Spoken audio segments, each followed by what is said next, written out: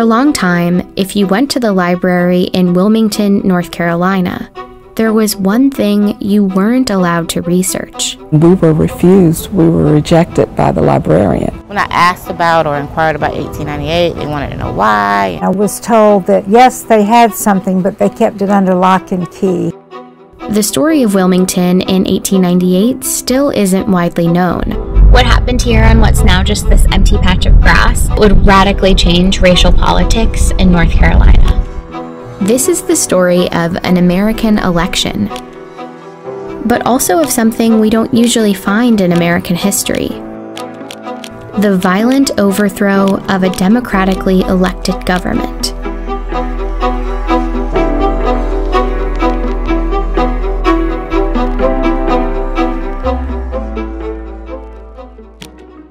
In the late 1800s, Wilmington, North Carolina was the state's largest city. It had a majority black population, and historians today describe it as a rarity in the post-Civil War American South. Wilmington, prior to November 1898, was what the New South could be at the cusp of the 20th century. There was an unusual degree of black prosperity.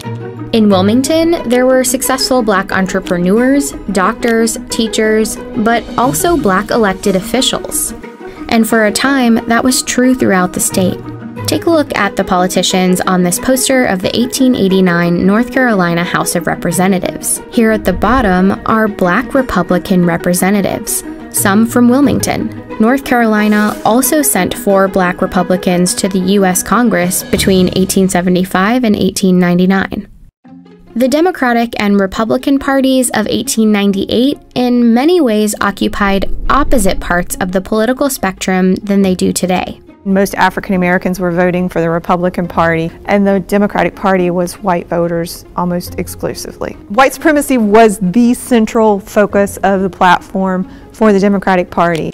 Republicans in North Carolina were successful in part because of a third party called the Populist Party, made up of mostly white farmers fed up with the tough economic times. North Carolina populists joined up with Republicans to form what they called the Fusion Party.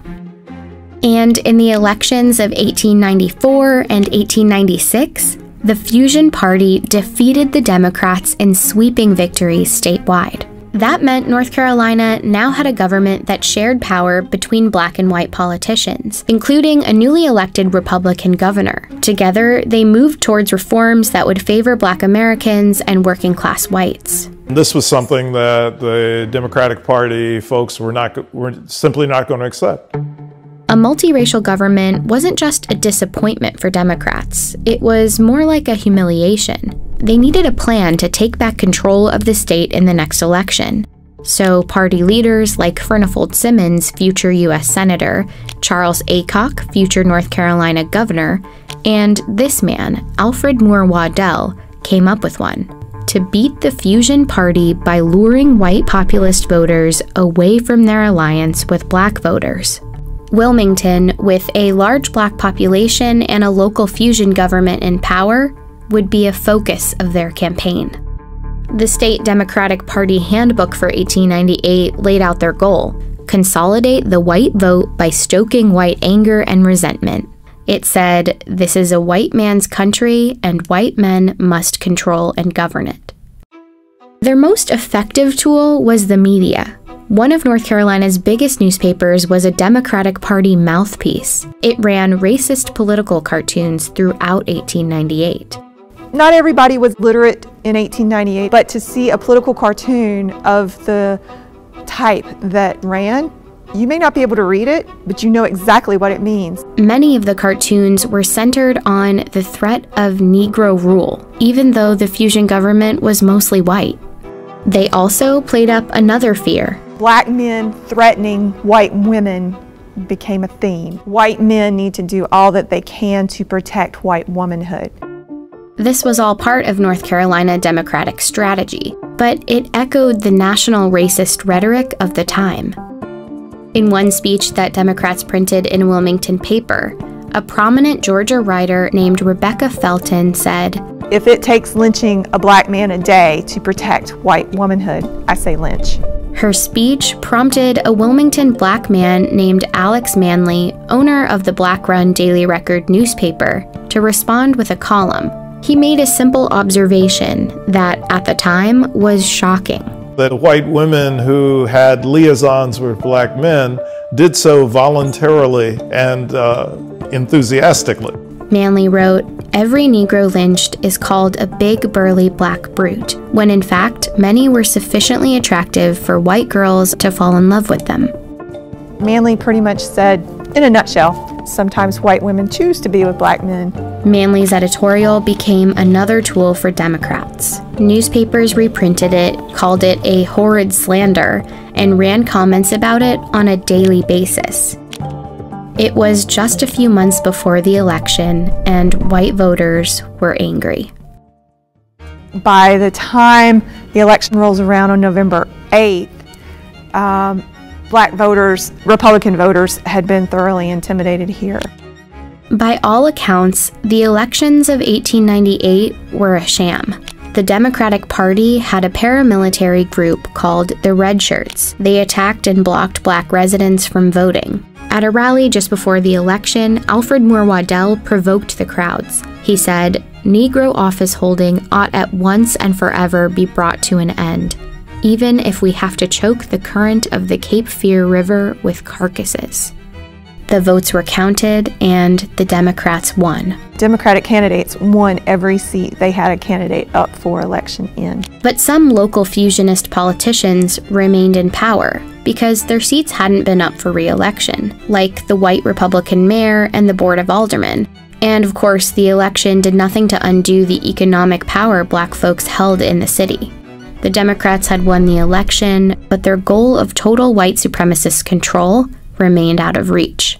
And so they engineered what was essentially a coup d'etat.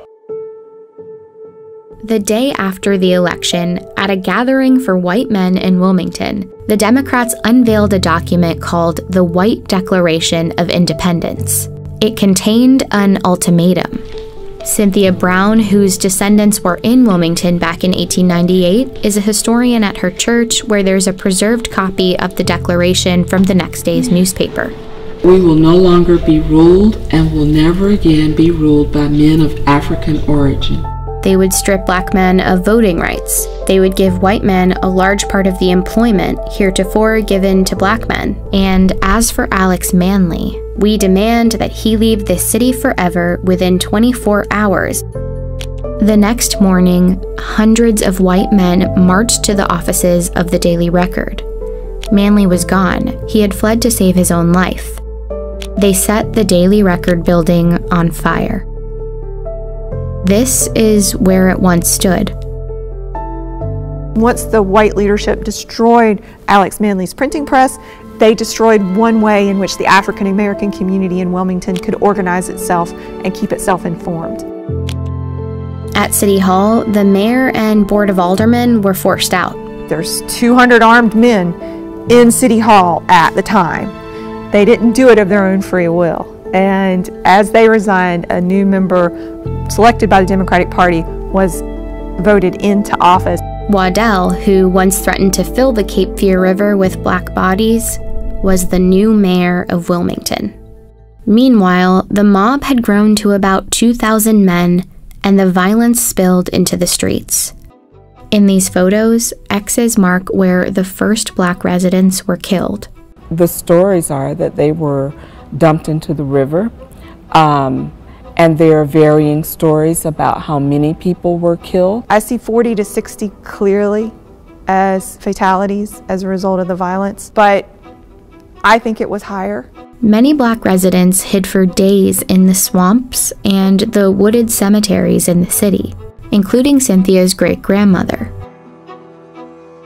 And thousands of other residents fled Wilmington, never to return.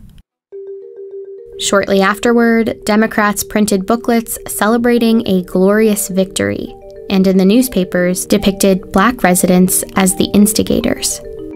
This image is a gross misrepresentation of what actually happened during 1898. You know, what you see is African American men with guns, not white men with machine guns. The city never regained its black majority population. Jim Crow laws like literacy tests and poll taxes that prevented black people from voting were immediately enacted, and Wilmington's spirit of black opportunity was crushed. Black political representation in the state was over. It would be 90 years until North Carolina elected its next black Congress member. Wilmington did a really great job of covering up a very dark past for a very long time. Over the years, the textbooks on North Carolina's history have struggled to accurately describe what happened in 1898. This one from 1933 says the situation was unfortunate for both races. And this one from 1978 doesn't have that much more detail.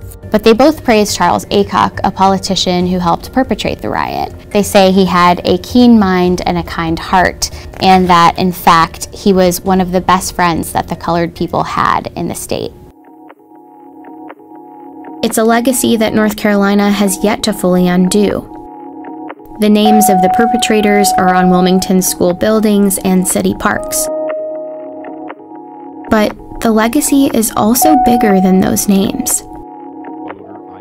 Turn on the news, and the state's long history of political suppression echoes. And we turn to a strict new voter ID law in North Carolina. Racial gerrymandering and a push for new voting maps. The court says the Republican-led legislature redrew congressional districts along racial lines, violating the Constitution. There's a tremendous amount of intimidation that is still felt by the black community. It doesn't have to be mass mayhem and violence in the streets. The strategy shifts towards designing state laws in such a way that you could exclude blacks from voter participation. The subliminal pursuit of continuing the white Declaration of Independence. And if you don't see it for what it really is, it can happen all over again.